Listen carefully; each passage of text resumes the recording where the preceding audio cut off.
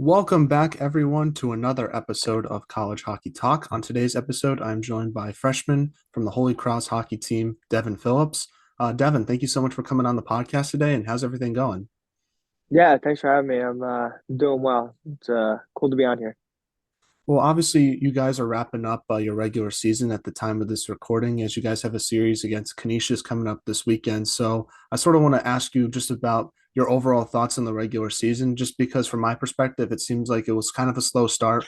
But since this January, you guys have been playing very well, winning 6 out of your last 7 games. And obviously, you're trying to get home ice this weekend if you guys beat Canisius. So just talk a little bit about the regular season and what you've taken away from it so far.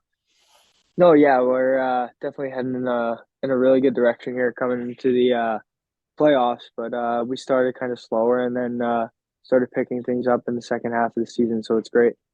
What's been the key to your team's success in the second half of the year? I feel like defense, in my opinion, just watching your team play from the last few games, you guys have really done a good job sort of eliminating those goal scoring opportunities that your opponents have. I'm just curious from your perspective, what do you think the success has been for your team's success in the second half of the season?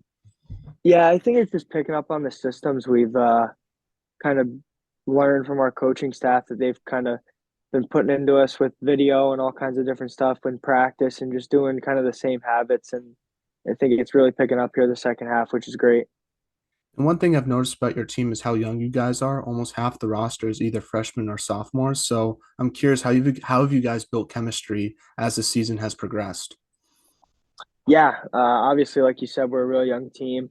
The older guys do a real good job kind of bringing everyone together early. I know Nick Hale and Grayson Constable do a great job with that, two of our senior captains. So they do a great job with that, and it's easy for the younger guys to kind of mesh with the guys early and just get to know everyone. And everyone's real close. It's a real tight group, so it's great. And talk about what it's like playing in Atlantic hockey and just the competition you face every weekend because I feel like it's the most underrated conference in college hockey and it's definitely a battle every single weekend. So from your perspective, what's it like playing in that conference? Yeah, it's I agree with you. I think it's a real tough conference to play in. It's real physical. There's kind of some underrated skill I think that goes unseen. But yeah, it's definitely you get no nights off in this league. I think there's a lot of tough teams, and it kind of goes to show with the standings right now and how close it is coming into these playoffs. And one thing I've noticed is how tight the board battles are because I was at the game last Friday and you guys were really winning those board battles very well, but they're obviously very contentious. Is that something your team has to work on in practice? Because I feel like that's something that separates Atlantic hockey from other conferences. Yeah, we take a lot of pride in that in our defensive zone, kind of in practice every day without numbering and kind of just ending plays quick, as our coach says. So we really do work on that and take pride in it as well. Now, talk about from your game so far this year. What do you think has been the biggest adjustment you've had to make to college hockey, especially since you're a freshman? Yeah, I think just get my confidence. Once I get that, I feel like I can kind of produce and play how I like to play. But I'd say definitely adjusting to the speed and the strength of the game earlier in the year to where I am now has kind of helped me. And Coach Riga did a really good job of kind of telling me I'm going to have to adapt and learn and just to be able to make that jump into college hockey, which is a big testament and a big shout out to him.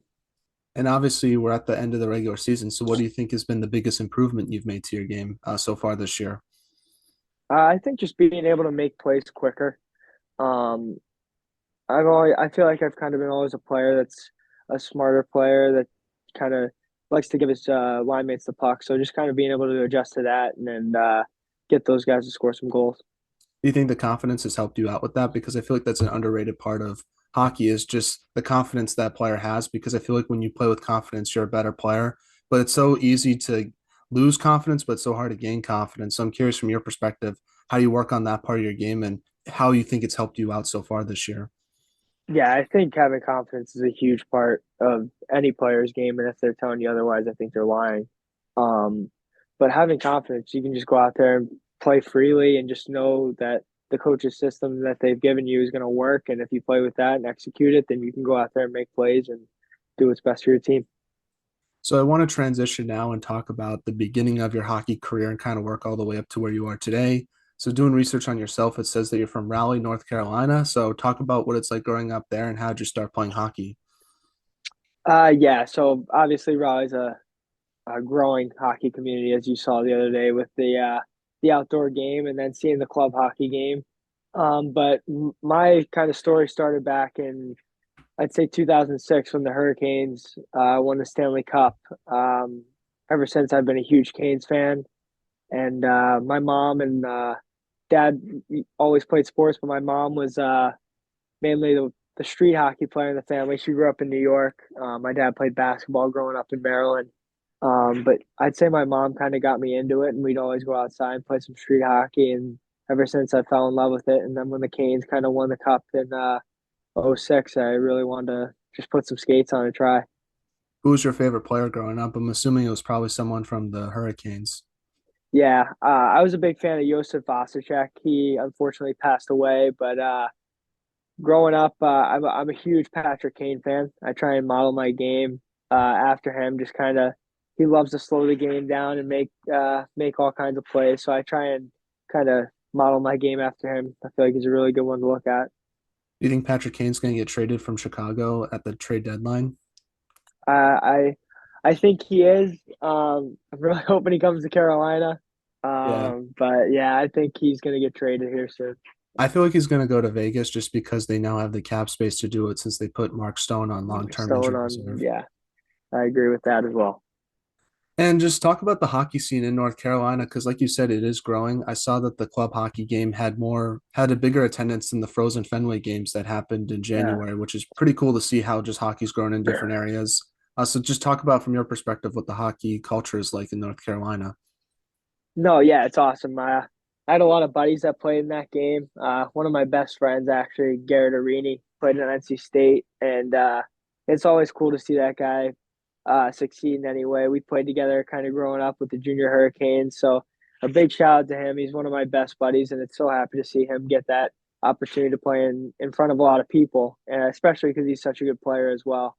I feel like some of those guys are really underrated, and he's definitely one of those guys.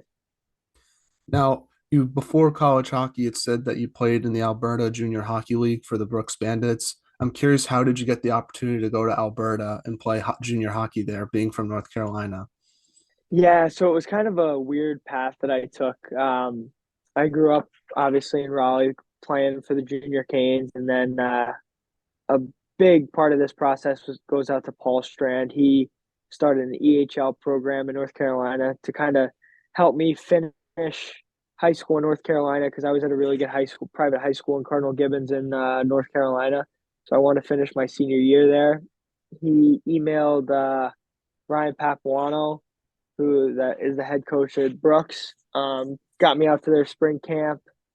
Did well at their spring camp, and then I went to a TEP showcase in Toronto. Um, and I signed out of there, and then went to main camp and got lucky enough to make the team, and then played 3 years there and loved every second of it. Yeah, how did the AJHL help prepare you for college hockey with Holy Cross? Yeah, I think it not just the AJ. I think it's just Ryan Papuano. That guy does such an amazing job with all his players, as you see. Like some of the guys this year, like Ryan McAllister, TJ Hughes, some guys I played with last year, Zach Bookman. They're all having really good seasons, and it's just a testament to Brooks and the kind of players they produce and how Ryan runs the program there. He does such an amazing job just with practice every day. We do video every day. You work out every day. Um, so Ryan and Taylor Macon and Evan McFeeters and Scott Cunningham all do a great job there. Just kind of getting you ready for the college hockey experience.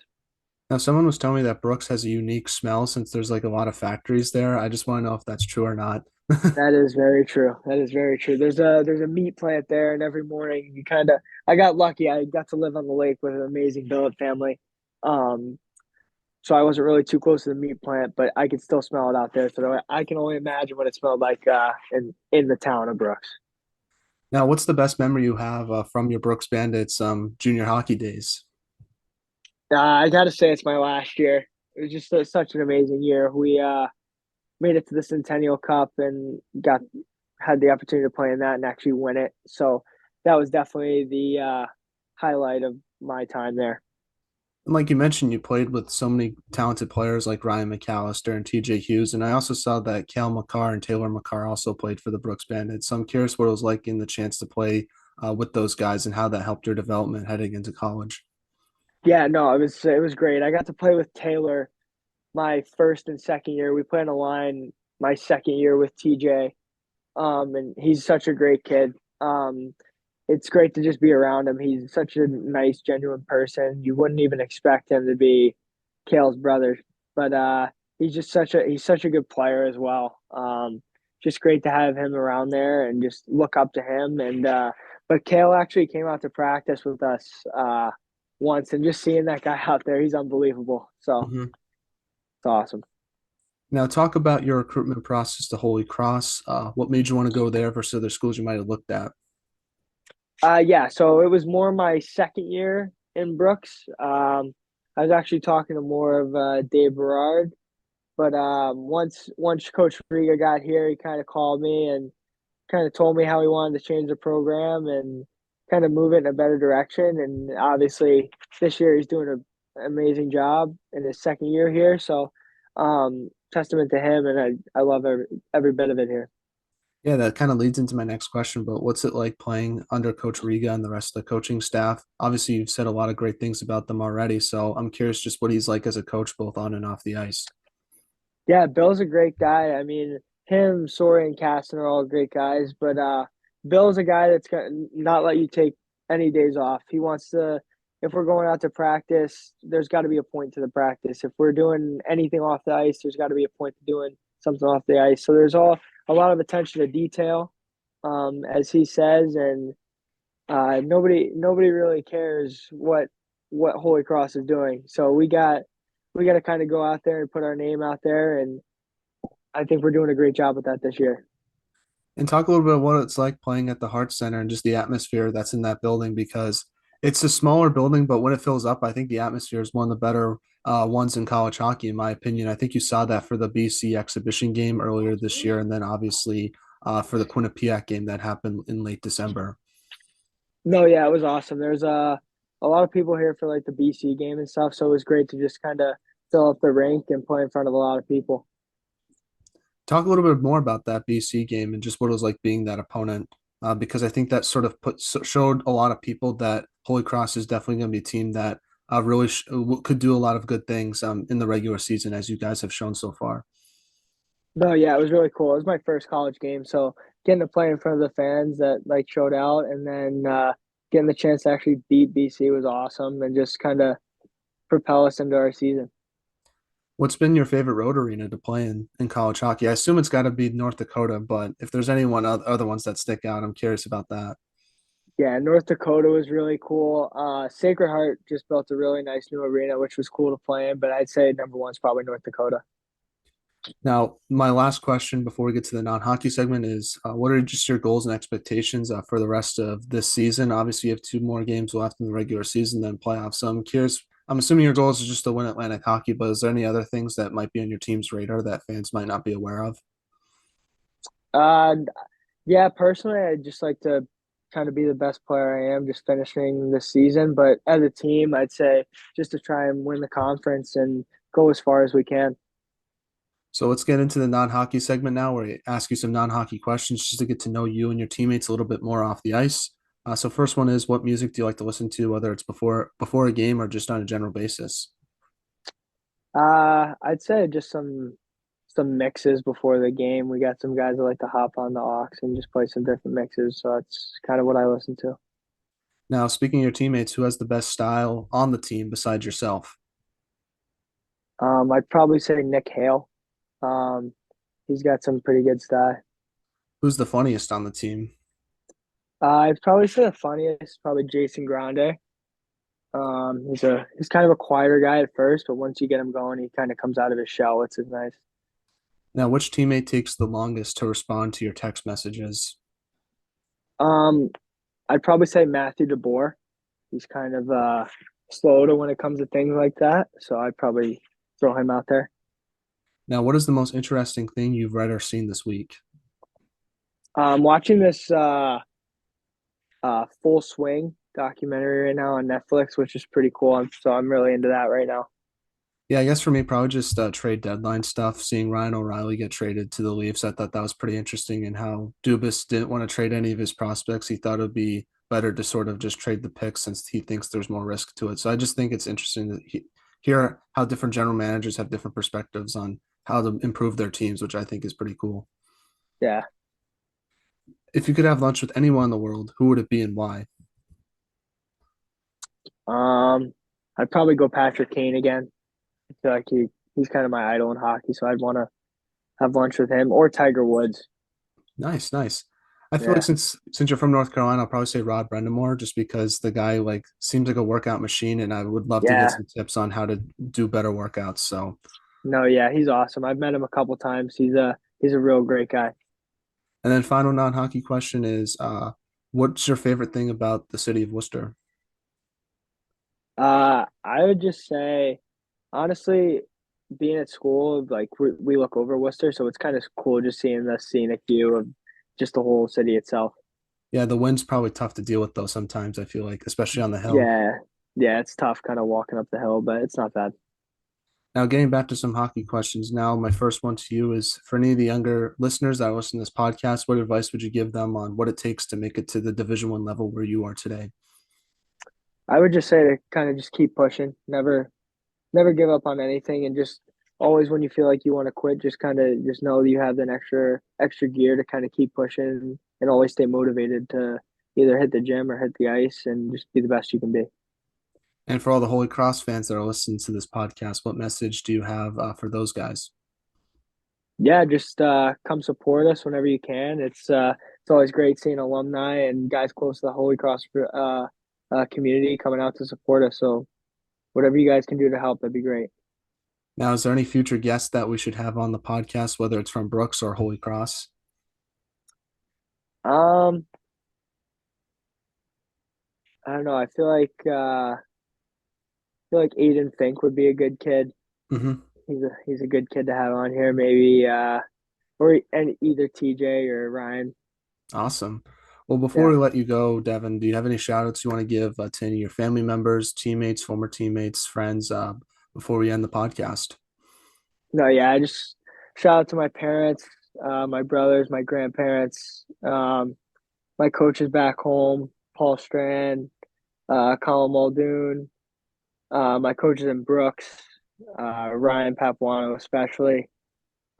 Just shout out to you guys. Couldn't be where I am today without them. So Well, thank you so much for coming on the podcast, Devin. I really appreciate your time. It means a lot to myself. I can't wait to see your team play on Friday. It's gonna be a lot of fun, and good luck for the rest of the season. I know you're gonna do great things. yeah, awesome. Thank you. Now, one question I do